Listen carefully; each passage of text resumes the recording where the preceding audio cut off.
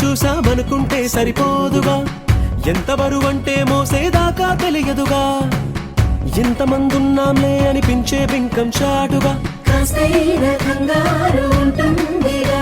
మీకైతే సహజం తీయని బరువై సిరిసించే బిడియం, పనులెన్నో పెట్టి మాటలలో వచ్చిందే ఈ సమయం. మనాళ్ళమైనా గించేస్తాం, సంతోషంగా మోస్తాం, ఘన విజయం పొందాకే తీరిగ్గా కనిపిస్తాం.